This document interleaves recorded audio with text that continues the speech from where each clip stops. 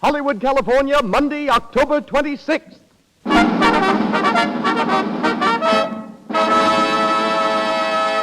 The Lux Radio Theatre presents Robert Taylor and Olivia de Havilland in Saturday's Children.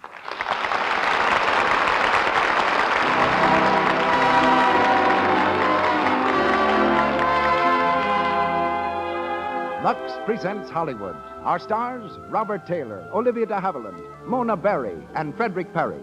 Our guests, William Koenig, General Manager of Universal Studios, and Frank Richardson, Paramount Wardrobe Director. Our producer, Cecil B. DeMille. Our conductor, Louis Silvers. To our unseen listeners and to those who crowd our theater to the doors tonight, greetings from Lux, with a special word of welcome to the many distinguished Hollywood personalities whom I see among our audience.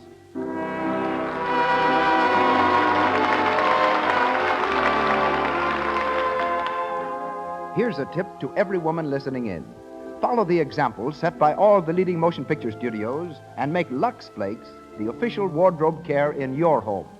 Wash your woolens, silks, cottons, rayons, and linens in Lux.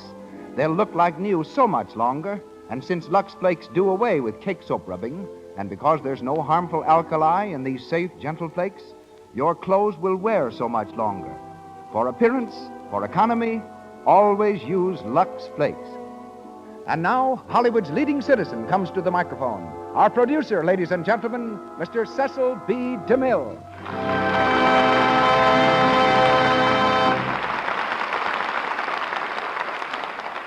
Greetings from Hollywood, ladies and gentlemen.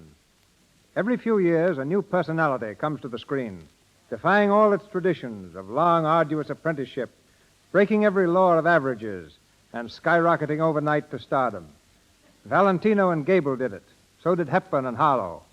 While today's favorites, Robert Taylor and Olivia de Havilland, are tonight's stars. As Spangler Arlington Brew, Bob was a student at Pomona College, where he was trying to decide whether to become a concert cellist or a physician. In the meantime, he accepted the lead in a college presentation of the famous wartime drama Journey's End. A Metro-Goldwyn-Mayer studio scout saw him and talked of a screen test. Not long after, Spangler's father died, and he went back home to Beatrice, Nebraska, planning to work in a gas station. It was at his mother's insistence that he went to Hollywood and reported to the studio. He walked out with a contract, a new name, and, more important, the confidence of Louis B. Mayer.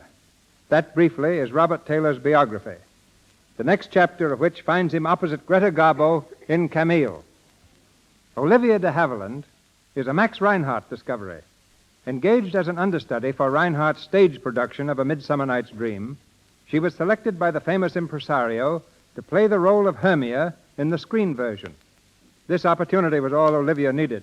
As the heroine of Captain Blood, Anthony Adverse, and The Charge of the Light Brigade, she is now internationally known. For her debut in the Lux Radio Theatre, she plays the part of Bobby Harrington. Robert Taylor is heard as Rims O'Neill.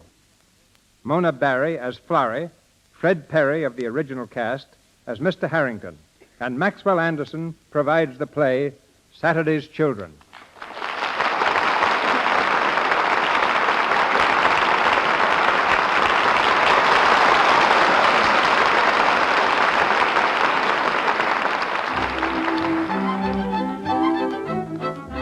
The title of our play comes from an old proverb which says Saturday's child works hard for a living. New York City. The offices of the Mengel Importing Company. Franz Mengel, president. In one of the outer rooms, a buzzer is sounding, and Bobby Harrington, Mengel's attractive young secretary, answers his call. Yes, Mr. Mengel? I've got a cable to send. Bring your notebook. Yes, sir. Sit down, Bobby. Just heard from Buenos Aires. They've got to have immediate word as to the man we're sending down and when he's leaving. It's a great opportunity, whoever gets it. That's just the trouble, my dear. I can't make up my mind between Keith, Warner, and O'Neill. You know all three men. Who's your choice? Oh, Rims O'Neill. Rims O'Neill.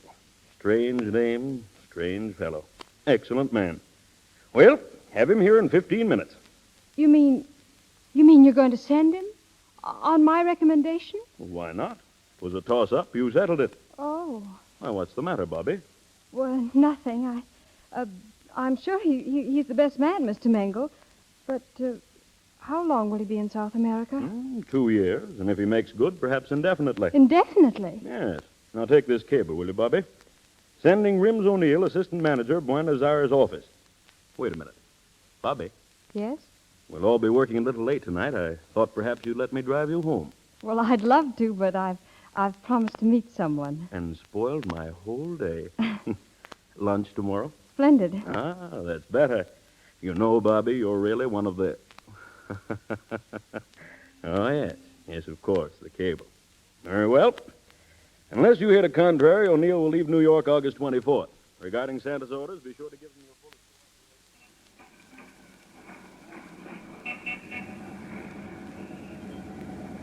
Yes, please. No, lady, number 5 bus. Number 5. Yes, please. You know, Bobby, I'm sort of glad we both had to work late tonight after all. What changed your mind, Rims? Riding home like this on top of a bus? Why not? It's kind of nice. Hey, you sure you're not in a hurry to get home? We can grab a cab, you know. Oh, I could ride like this for hours. Look up there, Rims. Yeah. Right over our heads. Moon, stars. Looks as if they're on our side tonight. You're beginning to sound like a songwriter. Oh, that reminds me. I told you I had good news, Bobby. Good news? The best possible. Now, hold on tight. It's coming. Mangle is sending me to Buenos Aires. Oh. There's a boat going in 2 weeks, and I'm on it. Assistant Manager O'Neill. That's me. Oh, Rims, I'm so happy for you. Thanks. It's the best break I got since I met you. I'll miss you, Bobby. You'll be there a long time, Rims. It's so easy to forget. Well, it will be for you. Well, that's the way it should be. Forget me. Nah, I'm talking too much. I guess it's the motion of the bus. Don't stop.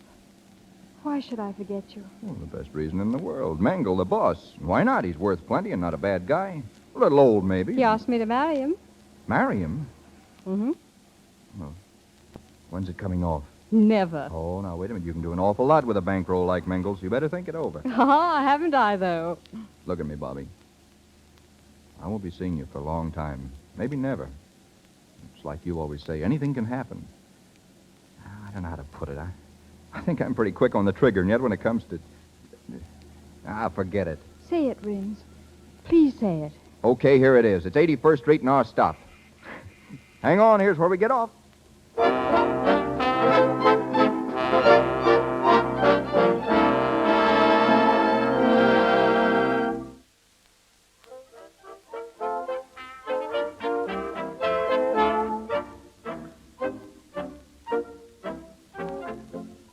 Selection you just heard was Oh My But, Goodness. Father, you don't For the understand. last time, Florrie, This program comes to you don't as a worry regular about Wednesday Bobby. night feature That girl over can this take care of station, herself. when we bring you the Better dance than you tunes can. of the most Yeah, popular maybe Rims O'Neill will bring her home on a bus like he did last night. So very But we want you romantic. to What? write in, telling us Oh, which nothing. band you Oh, prefer and stop why. worrying. Next week, She'll be we home salute soon. the football And season turn with off that songs radio. from the All country right. over. And After all, Father, she's my sister. Some member of the family's got to take an interest in her. At times you're very droll, my dear. Florrie, I'm terribly fond of you. You're such an interesting girl. So little sincerity, so much curiosity. By the way, where is your husband? Willie's home. Minding the baby? Yes. I thought so. Poor Willie. Sometimes, Father, I don't know what to make of you. You say I'm insincere. Well, if that's the truth, why am I so against Bobby going with her boss? I don't know, but there's a catch somewhere. Of course there is. Mr. Mangle's too old. All he thinks of is business. He's never home. He's... Oh, sit still, Father. I'll answer. Hello. Oh, yes, Rims. No, she isn't. Well, we're expecting her any minute. Oh, I don't know about that. You see, she's just coming home to dress. She's got a date tonight. Florrie. Shh, Father. Oh, that's a shame. Of course, she'll be glad to see you, Rims, but she won't have much time. Yes, I'll tell her just as soon as she comes in. What? Oh, you'll call back in half an hour. Okay. Well, if I don't see you, lots of luck in Buenos Aires. You are going, aren't you? Splendid. Yes, well, goodbye. Florrie, why did you tell that young fellow Bobby was going out? You know she isn't. Hello, everybody. Bobby, dear. Oh, hello, Bobby. Didn't hear you come in. I haven't seen you for ages. One kiss is plenty, my sweet. How's the baby? Oh, fine. Dinner? Hours ago. Bobby, Yes, Florrie, with Mr. Mengle. He talked to me for hours, and I didn't hear a word he said. Bobby, the least you could do would be to... He'll say it over again. He won't mind. And if he does, he can always fire me. Someone just phoned you, Maria. Your sister took the message. Oh, yes, Rims O'Neill. Rims? What did he say? I don't know what he said, but Florrie said plenty. Oh, first he wanted to know if you were going to be in this evening. Well, that was an easy one to answer. But you're not. You're going to a dance. With Rims? Bobby, you're so terribly innocent. I told Rims someone was taking you to a dance. Florrie, you couldn't. Now, don't get hysterical. Why, tell him you're going to be at home sitting on the edge of a chair waiting for him to call. But that's not so, Florrie. Yes, well, now run along, Father. There's something I want to say to Bobby. Again? Oh, very well. Let me know when you're ready. I'll drive you over to your place. Listen, Florrie, what right did you have telling Rims Now, that take a tip from your big sister and remember this. If you want a man to get interested in you, just let him see you going right out the front door with somebody else. Now, leave everything to me, Bobby, and before you know it, Rims O'Neill will be proposing. You're rather tiresome tonight, Florrie. Even so, I'm not through. Now, run along inside and put that new black velvet on. You were going to a dance. When Rims calls again, well, tell him to meet you someplace. Nice, quiet place. Tell him you've got a date with Fred, but you'll try and break it. You're impossible. And so are you without any decent makeup on. If you hurry, I'll help you. Well, you must think I'm mad about Rims. Well, I know you're about to lose him to the Republic of Argentina if you don't get some little sense in that pretty head. Well, I do like him, Florrie, but I also like the butcher, the man who sells the papers on the corner, and on rare occasions I even like you. All right, forget it. Don't do it. Because if you did, he might ask you to marry him. He might stay in New York, and oh, dear. It'd be such a bother to turn him down. There's an evil genius about you, Florrie. Oh, I'm beginning to weaken. It's hateful and dishonest, and I'll never forgive myself, whatever happens. Well, do as I say, and only one thing can happen.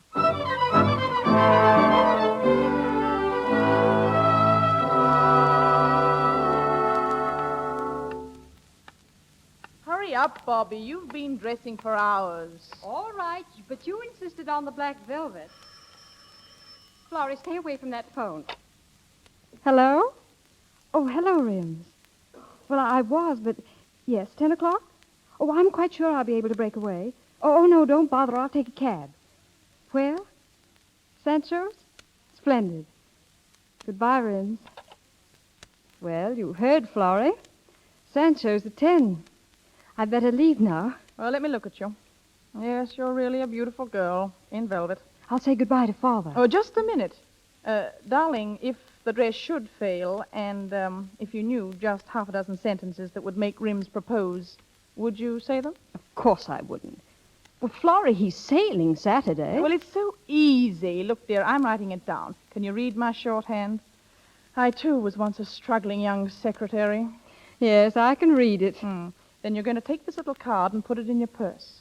And when you're in some nice, secluded corner in Sancho's, you're going to open your purse for a handkerchief. And then you're going to leave the purse open so you can see the card. Oh, Florrie, you're priceless. I'm beginning to enjoy you. Well, now for the bylaws. Rule number 1. Remember to cry. Well, I can't cry on order. Oh, yes, you can, my dear. He'll ask you what's the matter, and then you'll say these words written in my fine Italian shorthand.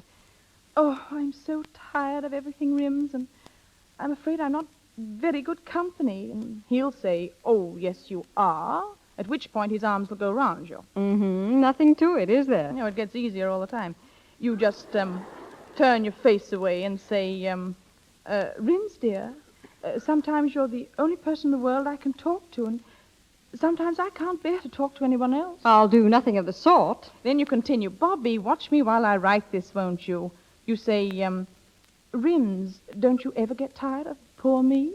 Ever? And then he'll say, never. Very simple. Of course. You're such a darling, Rims, and it's going to be so awfully hard. What is? That's just what he'll say. What is? And you'll reply, well, marrying somebody else. Now, that'll shock him for a few seconds. Bobby, are you getting married? Oh, Rims, a girl has to get married sometimes, you know, while she's got a chance. Florrie, when you die, I'm going to have you mounted for the museum. Well, I'm not through yet. Listen, Rims will ask you how many proposals you get in a week. Or some variation on the theme. Yes, and your response is, I've had 2 proposals every other week for 2 weeks or something, and he'll look at you soulfully and whisper, now, kid, you don't mean you're set to marry somebody, and you'll say... Oh, no, I won't. Oh, yes, you will. And you'll say, Fred or Bill or Johnny wants me to marry him, and he's awfully in love with me, and I don't want to go on working forever. Whereupon Rims comes through with the closing lines, well, Bobby, if you're getting married this season, why not marry me? And there you are. He'll never say it. Why not? Because he isn't a sap, for one thing. And for another, it isn't fair, and I wouldn't do it. My darling, how do people get married? I don't know. I'll say you don't. Here's the card, and don't forget to cry, Mrs. Rims O'Neill.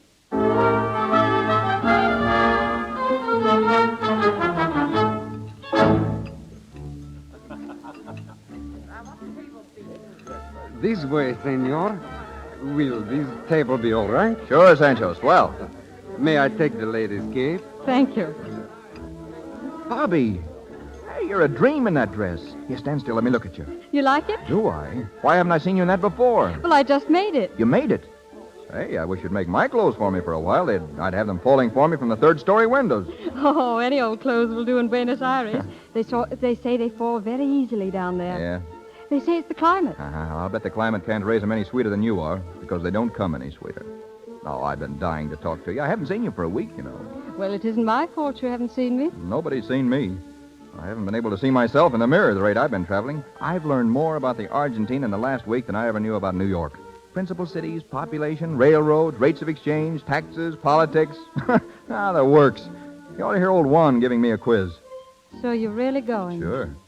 You know, I don't know a thing about it, but Juan's been coaching me, and I've been studying so hard I haven't had a chance to get away.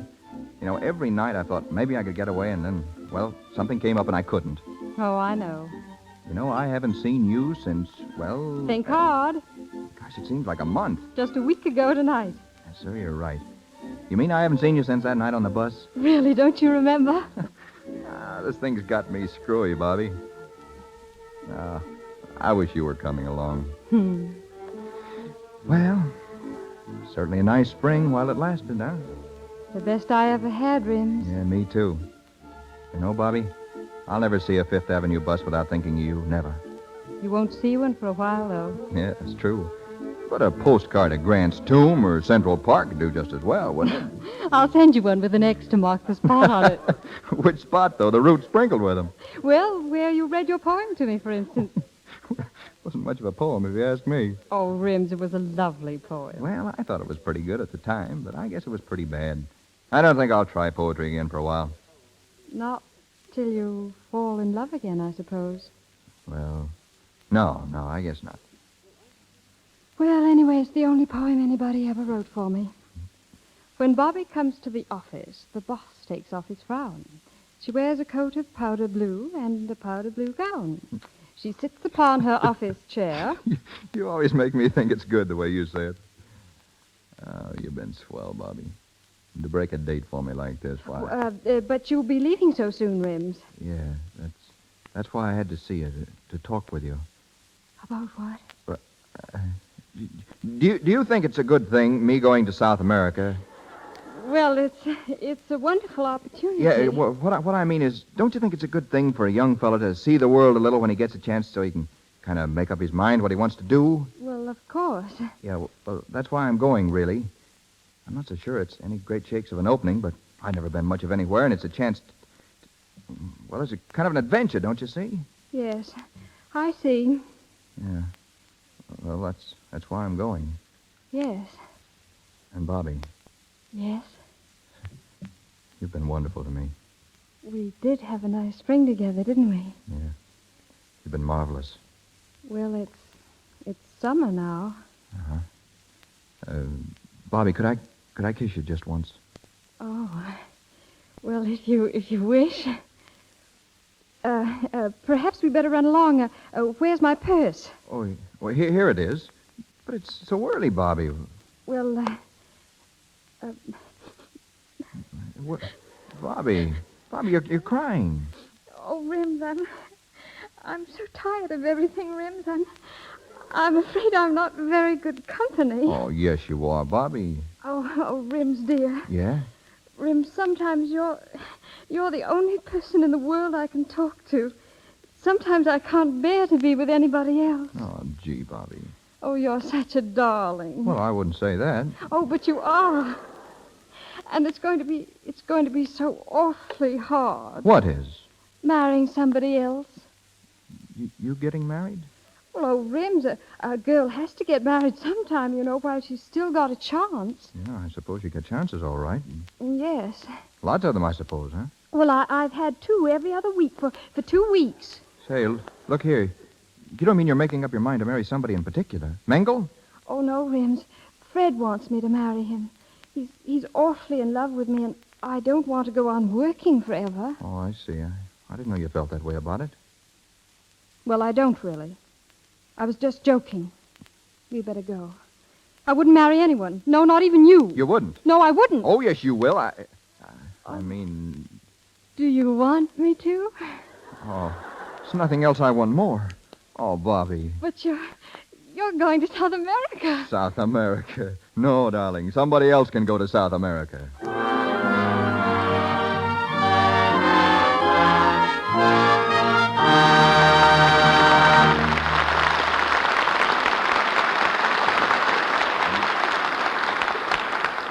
In a minute, we'll go on with the story of Saturday's Children. But first, let's look in on a bridge party in Pasadena given for Helen's birthday.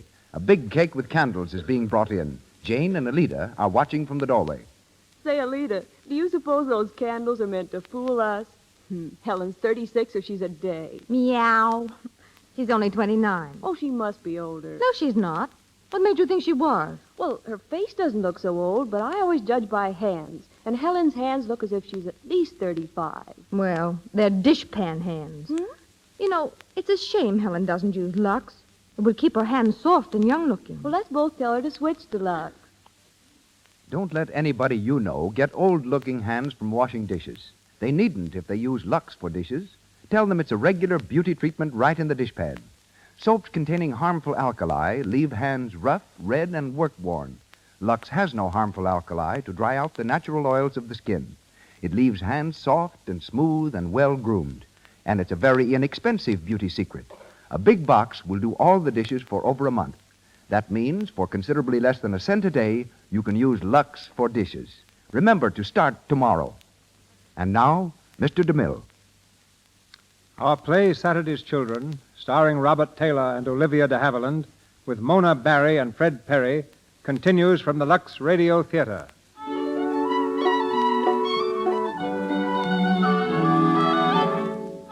Four months have passed since Bobby put Florrie's scheme to its test, made Rims forget all thoughts of South America, and led the willing groom to the altar.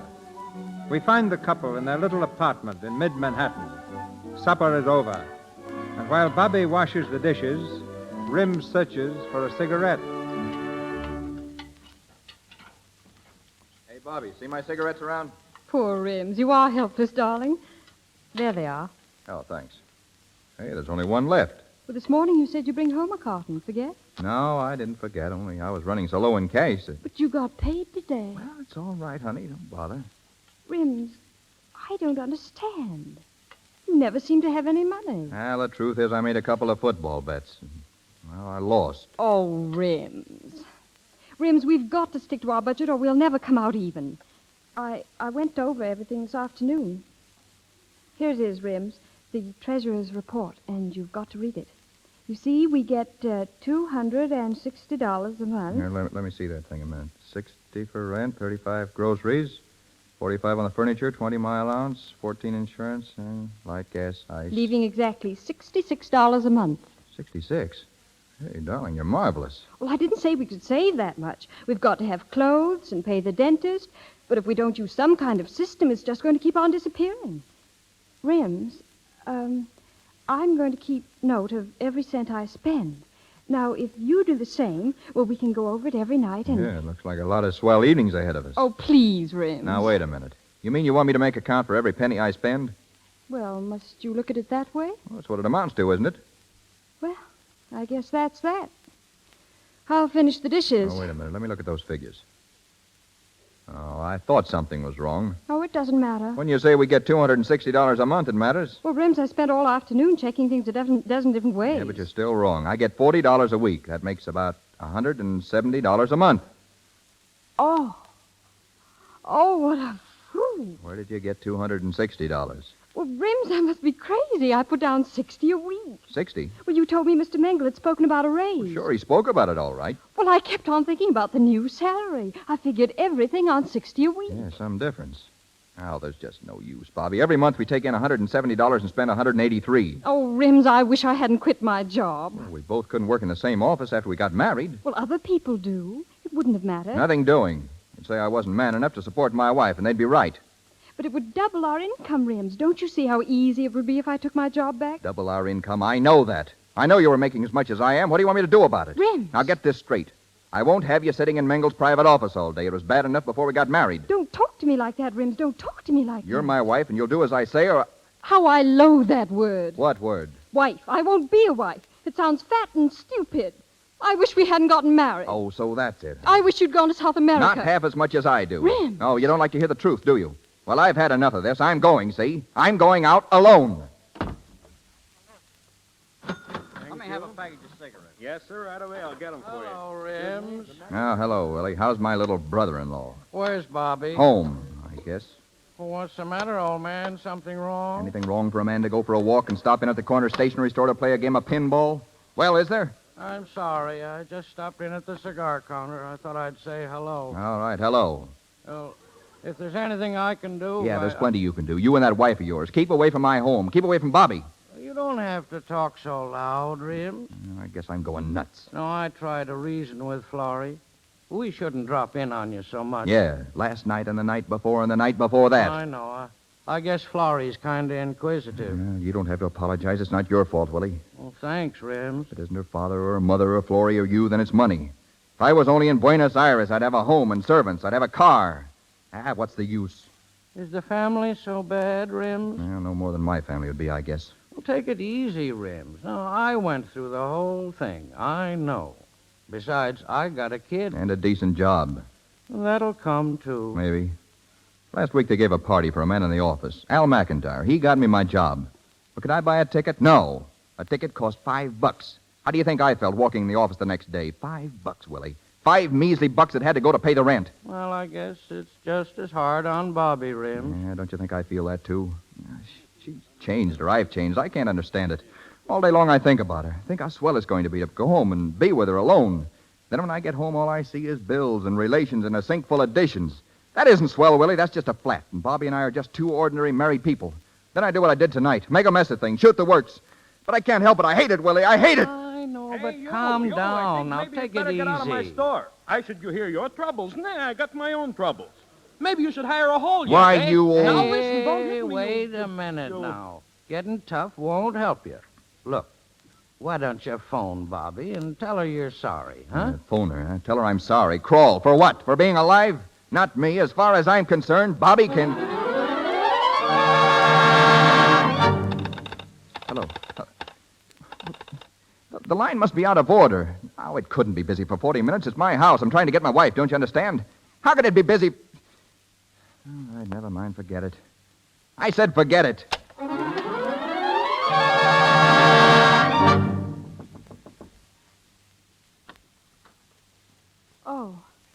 Oh, come in, Florrie. Well, why the long face? Rims and I. Another battle.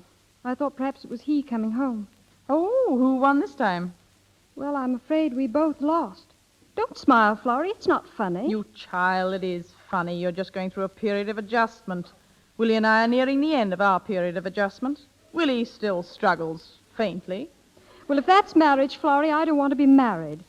This bickering, it just about kills me to quarrel with Rims. Oh, Florrie, I don't know what to do. He's the one you wanted. Now he's yours, so why worry about it? But it can't go on like this. He'll leave me or I'll leave him. Then there's only one answer left. I wish I thought there was. One answer left. There is. A child. But if we can't get along now... Well, it'll make you so much more important, don't you see? Oh, I don't want to be important. Not to Rims?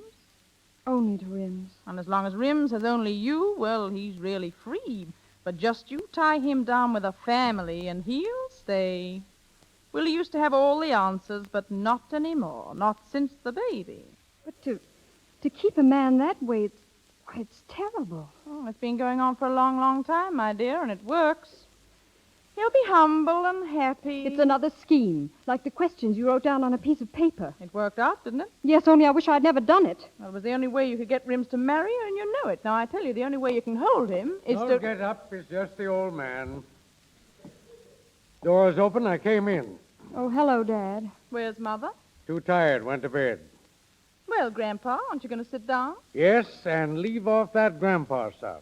Why, you precious old dear, ashamed of being Grandpa? Wait till you're a grandma and see how it feels. Well, Bobby, I must run along. Not so soon, Florrie. Yes, I really must.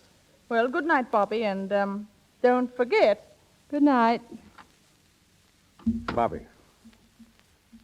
Bobby, there's something wrong. I saw it last night when I was here and the night before. What is it? Then it's as plain as all that. Well? It's Rims. It's us, Dad.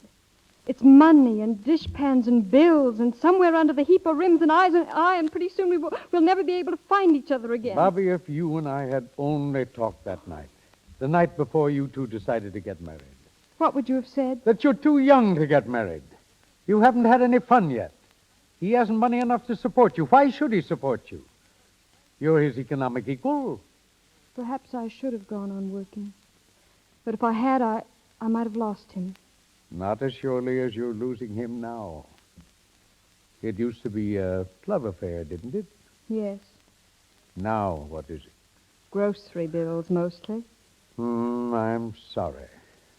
Father, if a woman has a husband and she wants to keep him all her life, then isn't a child the best thing, isn't it? Bobby. It's true, isn't it? Oh, yes. It will hold him. And you, too. You don't understand me, Father. Bobby, what's happening to your honesty? Oh, I'm young and foolish, and Rims is everything in the world to me, and I'm afraid I'll lose him. Think it over, Bobby. Think hard.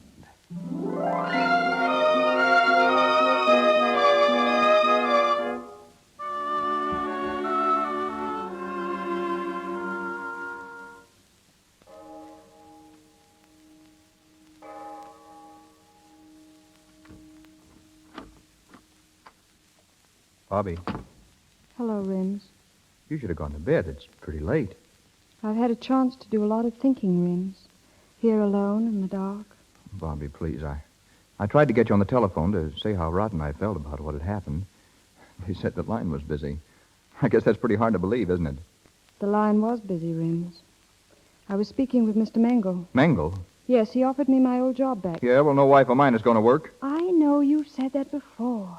But I've been thinking about what he told me and what Florrie told me. Oh, so she was here again. Well, I'm glad I kept walking. And what Dad told me. Bobby, hadn't we better turn in? Tomorrow, maybe...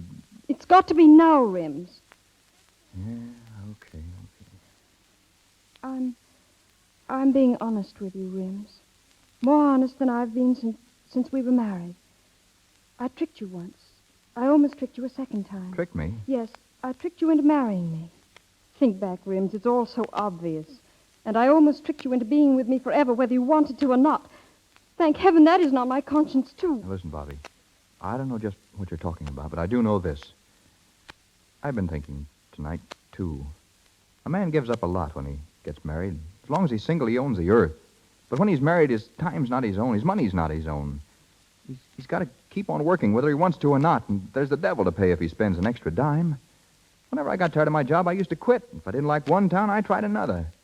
Now I can't. Why not? Because I got a wife and a family. Am I a family? I won't be a wife. I won't be a family. It's me, Rims, me. All right, be yourself. Yes, you gave up a lot, and I gave up a lot to cook your meals, keep this house, and wash your dishes. And every time I get $1 for myself, I have to ask for it. It's degrading. It's your home. It's not mine. It's all yours. You earn the money, so it's all yours. That's right. Rub it in. I don't earn enough. Well, you don't. And I know what I can do. Well, you won't work for Mengle. I won't have it. I gave up a lot to keep this place going, and it's going to be the way I want it from now on. That's all I wanted to hear, Rims. I'm going. Bobby. Take care of it. It's all yours. and the dishes are still not washed. The hot water's in the right-hand tap. I'm running along, Rims, and I'm not coming back. All right, but if you work for Mengel, I quit. I don't care where you go, Rims. It's a free country. Goodbye. Bobby, don't go. Bobby.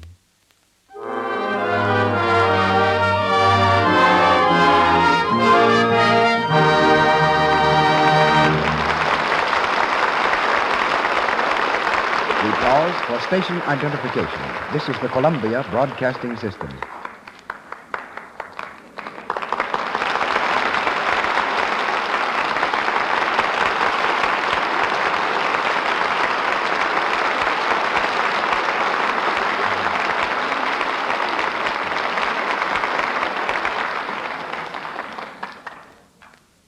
Saturday's Children, starring Robert Taylor and Olivia de Havilland, continues shortly.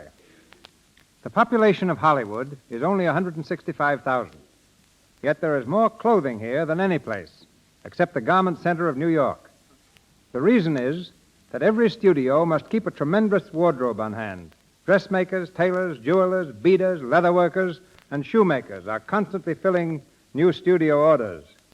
The results of their labors reveal the history of the world in dress. Tonight, we hear from the wardrobe director of Paramount Studio, who orders 10,000 costumes a year and knows where he can put his hand on every one of them. Ladies and gentlemen, Mr. Frank Richardson. Thank you, Mr. DeMille.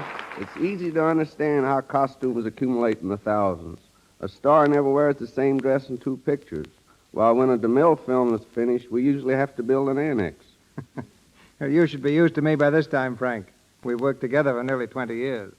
And I think the first job you gave me was the toughest. That called for a silver-plated suit of armor in a day when there were no armors in this part of the country. Geraldine Farrar wore it and Joan the woman. It cost $2,500, and we have it yet. Still, you weren't upset when I asked for 5,000 suits of armor for the Crusades. That's because you gave me the chief armor of the Metropolitan Museum of Art to help me construct them. Aging costumes is actually a lot harder than creating new costumes. To make a new costume show wear quickly, we use blowtorches, sandpaper, oil, stain, and wax.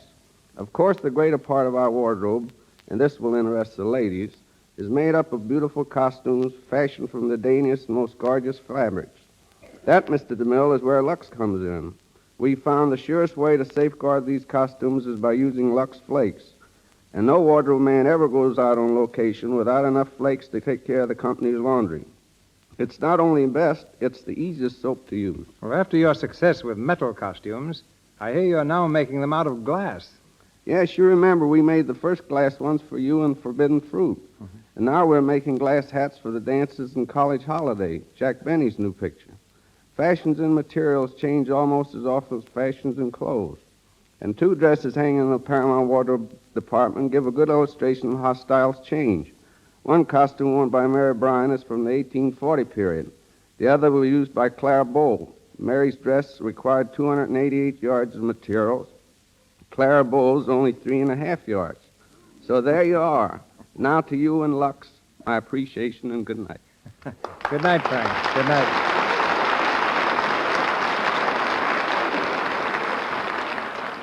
Robert Taylor as Rims O'Neill and Olivia de Havilland as Bobby Harrington continue now in the Lux Radio Theatre presentation of Saturday's Children. 3 weeks have gone by.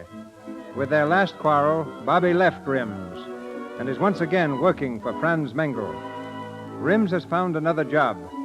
Believing that Mengel and Bobby are extending their association beyond business, Rims goes to the Mengel Company's offices. As he waits in the hall near the elevator, watching for the pair he suspects, he is greeted by a former co-worker.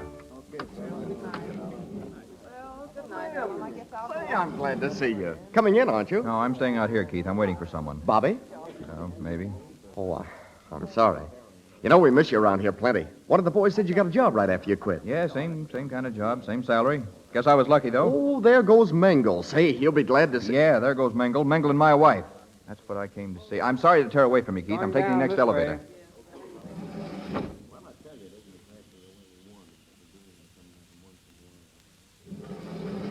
What, get your paper. Johnny, give me a paper, will you? Hello, Mr. O'Neill. Sure. Like old times having you for my customer again. Johnny, did you see Mr. Mengle come out of the building? Yeah, sure. There's his car over there, just pulling it out. I guess you just missed him. Thanks, Johnny. No, I haven't missed him. Hey, taxi. Cab, sir? Yeah, that gray sedan with the chauffeur. Follow it. Yes, sir.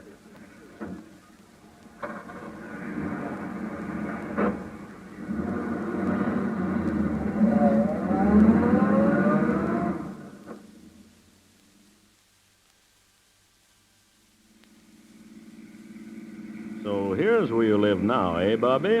4 doors down on the right. 4 doors down on the right, Michael. Yes. Since you refused to have dinner with me, Bobby, at least you let me escort you in. Ah, of course. But the door must be open. Door? What door? The door of my elaborate one-room suite. You should hear Mrs. Gorlick, the landlady. When gentlemen visit, the door must always be open. At 10 o'clock, the gentlemen go. But this gentleman is going before 10 o'clock. Well, just as you say, Bobby. I'll be down in a few moments, Michael. Very good, sir. That's it just ahead, buddy. Gray sedan. Okay, here you are. Thanks.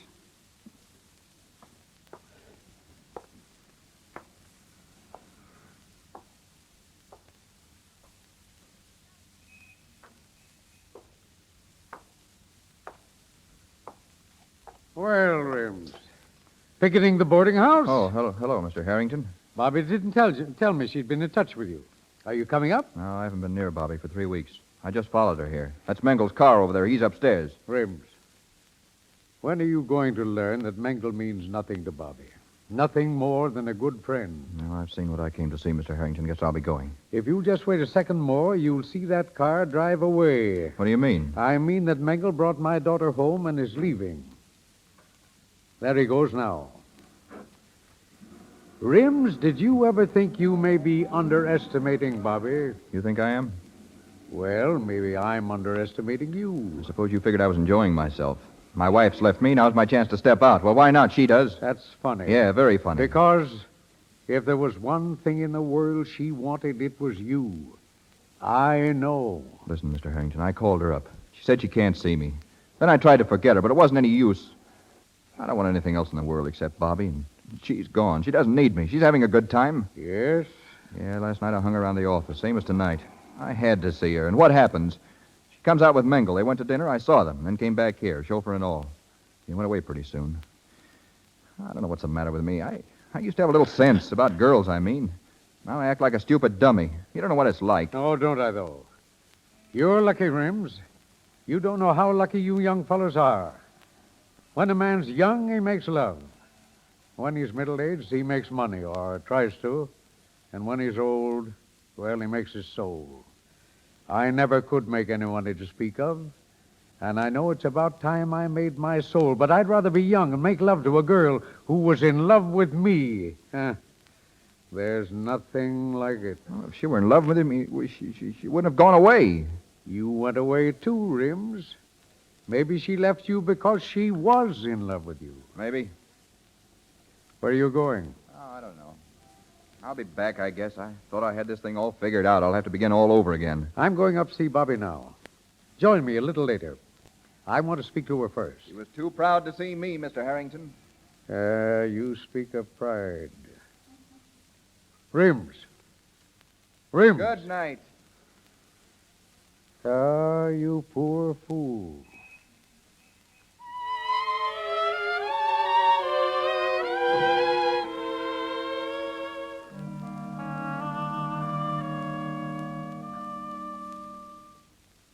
It's only a room, Dad. Not like the other house. But it's not too bad. Of course not. I lived in a lot of these places before I was married, and they haven't changed the carpet on the stairs of any one of them. Well, it's a good place to be alone in. That's what I wanted. Well, almost 10 o'clock. Well, Bobby, your old room at home is waiting for you anytime you're ready. Oh, I can't go back, Dad. I'll be right where I started, all over again. At least you could close your door there. The landlady insists I keep this open. She still doubts I'm your father. Yes, upstairs, where the door's open. Thank you. Dad, did you hear? Rims. It sounded like Rims. Hello, Bobby. Hello, Rims. Well, my boy, I'd like you to meet a nice girl. My daughter, Mr. O'Neill, a working girl. But she has class. Well, now, if you'll excuse me, Dad. Good night. Good night, Father. I guess you wondered how I found you. No. He didn't tell me. I followed you here, you and Bengal. Oh. Is that why you're here now? No. Then what is it? Oh, I don't know, Bobby. I guess it doesn't matter. That's just what does matter. Yeah? You might at least sit down. Thanks. I hear you have a new job. Yes. How's it going? Okay. Jobs are all pretty much alike. Yeah, sure they are. What business is it? Automatic mooring winches. Oh, yes. Are many of them used? What? These, automatic... Oh, yes, sure, you'd be surprised. Same salary. Really? Yeah. Oh, that's wonderful. I have to apologize for this place. It's not very... Well, you're in it, aren't you? Thanks, Rims. Bobby. Yes? I came here all set to say something, but I can't seem to find the words. What is it, Rims? Well, I came to ask you if you hadn't had enough of all this, and maybe you'd come back home now. No, Rims. What are you going to do? I don't know. Only I'm on my own now, and I'm going to use my own judgment. Such as it is. Exactly. You use yours, such as it is, and you haven't any guardian. Well, I'm sorry. You don't care about me anymore. Yes, I do. You still won't try again. No, Rims. What we wanted was a love affair, wasn't it? Just to be together and let the rest go hang. What we got was a house and bills and arguments. You know what I think a love affair is? It's when the whole world is trying to keep two people apart and they insist on being together. That about lets me out, doesn't it? Does it? Oh, but what feels time, miss? Gentlemen callers mean open doors, and I mean business. Another thing, it's 2 minutes after 10, and I've got to lock the front door. I forgot to tell you, Rims. Thank you, Mrs. Gorlick. Mr. O'Neill was just going. Yes, I know. The gentlemen are always just going. Well, I guess that's that. Good night. When do I see you? Whenever you like. And how do I see you? By appointment? Well, I'm not very busy. If we never had been married and I was just a girl you wanted to see sometime, how would you manage it? Well, I could call you up tomorrow and take you for a bus ride, I suppose, and then dinner at Child's. That'd be pretty nice, wouldn't it? I'd like it. Why don't you? Well, I don't want to go bus riding. Oh, Bobby, won't you come back? We could... You never really wanted to get married, did you? Tell me the truth. I wanted you. Oh, of course you did, but you didn't want a house. I wanted you, but I didn't want a house, and I don't know. How do I know you won't fall for somebody else sometime if you leave here? You don't. Oh. How do I know you won't fall for somebody else? I don't. I don't want to. Rims, you aren't to see me unless you just can't keep away. You used to know me so well you didn't like me. You used to know where I was and what I was doing all the time, and it was all wrong, and we won't have any more of it. All right. So now we're really free. I said all right. I don't give a hoop about that. Well, what do you give a hoop about? How about you, darling? Can't you see it? Don't you see I can't get along without you? I can't stand being away from you all the time. I keep waking up at night thinking of you. So do I. Bobby, the house is standing there, waiting for us. No, I'm sorry. It'll just have to wait. I got you into it in the first place, and you didn't like it. And now we're out of it. But listen, that isn't a bad little house as houses go. Any house is bad enough. You have a house and you get bills and dishpans and quarrels. Is that all you got? Just about. Well, I don't know what you want. Oh, I don't either. I only know what I don't want. All right, I get it. Rims. Oh, never even said goodbye.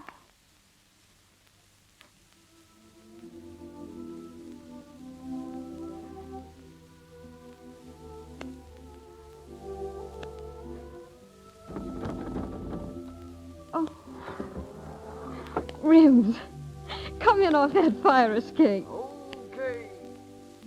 You know, I was just thinking, it's pretty early, and if you wanted to, we could take a bus ride. We used to take bus rides a long time ago. I'd love to, Rims. Bobby, What's going to happen to us? Are we going to get a divorce? If you like. Will you marry me again if we do? Oh, Rims. Oh, Rims, darling.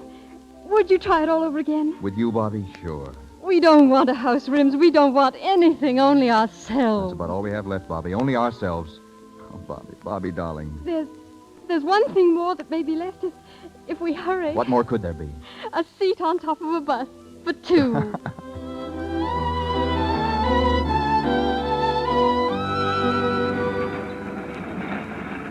Step lively, please. I'd like to know when we get to Riverside Drive. Yes, lady, I'll tell you when we get there. Thanks. Sort of like old times, Bobby, isn't it? Oh, Rims, darling, what happened to us? We've learned so much, Bobby. They'll never happen again. Rims? Yes. Rims, our house, it's only 2 blocks more. Bobby, let's go back, huh? Bills and dishes and all? Yeah. Oh, I love them, Rims. We'll never leave it again. I asked you this once before, Bobby. I've never meant it so much since. Yes, Rims? Do you mind if I kiss you? Oh, no, Rims. Put your arms around me and don't ever take them away as long as we live. No, darling, not as long as we live. Conductor! Conductor! Yes, lady? They're actually kissing each other. It's a disgrace. Stop it at once. Oh, let them alone, lady. Wait till they've been married for a few months. They don't know what it's all about.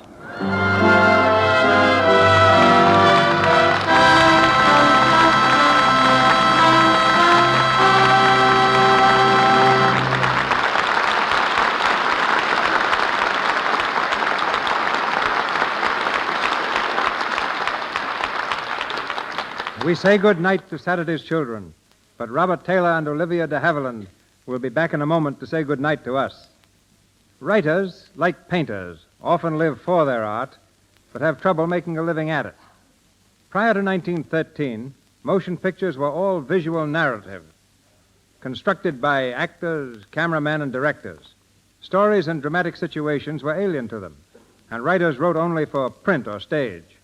Today, writers are among the highest paid of studio personnel. William Koenig is an expert on their wares. Beginning as an usher, he became a stage director, manager of leading theaters throughout the country, and for the last 15 years has been responsible for many policies vitally affecting the motion picture business. Today, he is general manager of Universal Pictures. Ladies and gentlemen, Mr. William Koenig.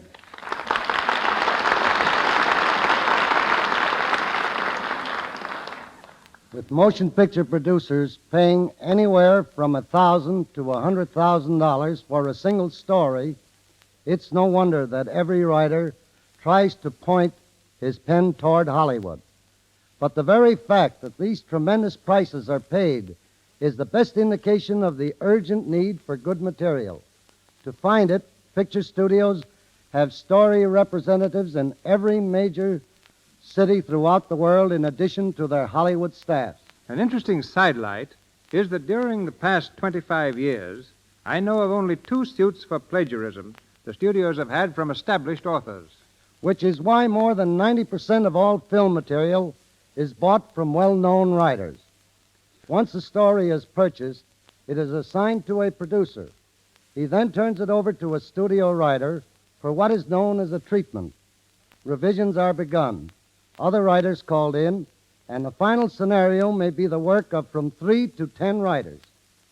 The author of a book or play seldom works on the screen version. An exception is Eric Hatch, who wrote the original story of My Man Godfrey. Mr. Hatch collaborated with Maury Riskin on the screenplay directed by Gregory LaCava. Many scenes in this film were rewritten after the picture was underway, giving it a freshness, sparkle characteristic of all LaCava pictures. Comedies take the longest time to prepare because they're good, prove very successful moneymakers. A screenwriter must put as much action into 70 minutes of film as you would see in a stage play lasting 2.5 hours. In radio, the time element is still more pressing, and the great job being done by Mr. DeMille and the Lux Radio Theatre has won the respect of all Hollywood. Along with stories, our other big need is always for new talent. We're trying something new at Universal by going in for promising young players on a large scale. Of our 100 contract players, 75 have never been before the camera. One of them is Deanna Durbin, only 13 years old and already a sensational success on the air.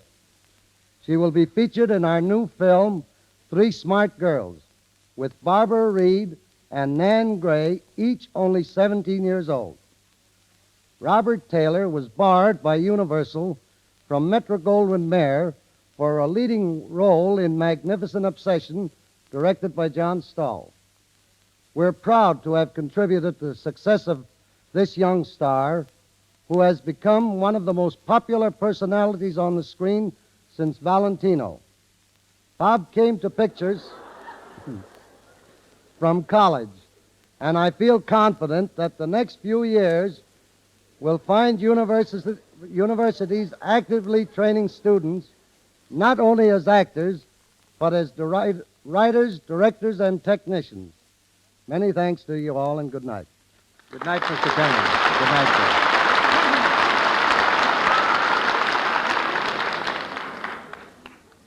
Over 30,000 people paid admissions this summer when Robert Taylor made a personal appearance in the Cotton Bowl at Dallas, Texas.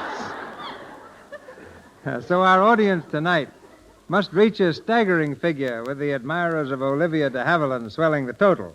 Once again, they step before the curtain. Bob Taylor, Olivia de Havilland.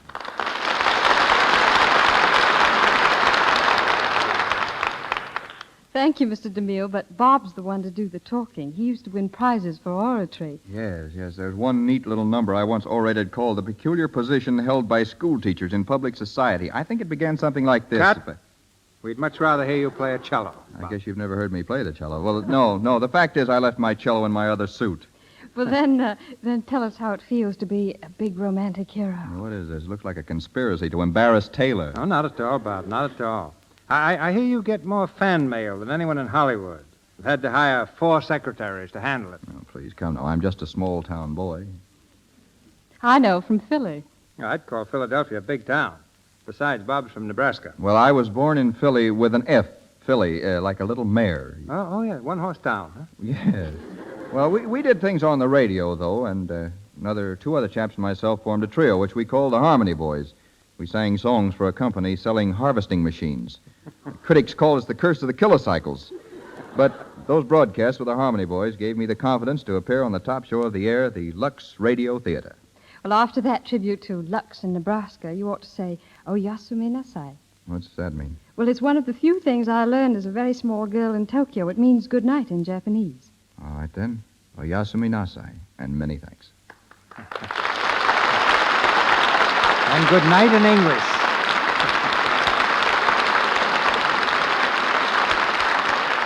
Thank you, Mr. Haviland and Mr. Taylor. Ladies and gentlemen, this is your announcer, Melville Ruick. Mr. DeMille tells us of next week's program shortly.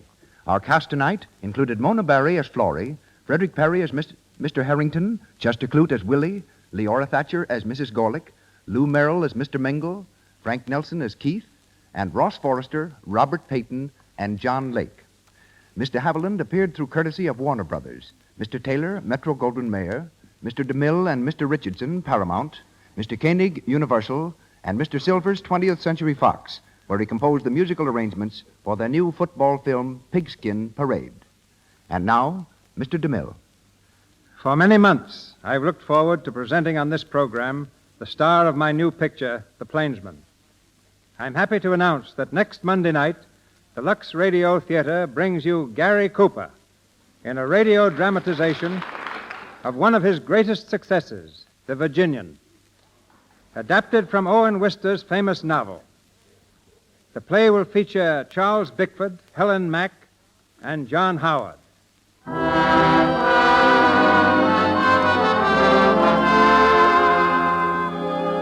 Our sponsors, the makers of Lux Flakes, join me in inviting you to be with us again next Monday night when the Lux Radio Theatre presents The Virginian with Gary Cooper and an all-star cast. This is Cecil B. DeMille saying good night to you from Hollywood.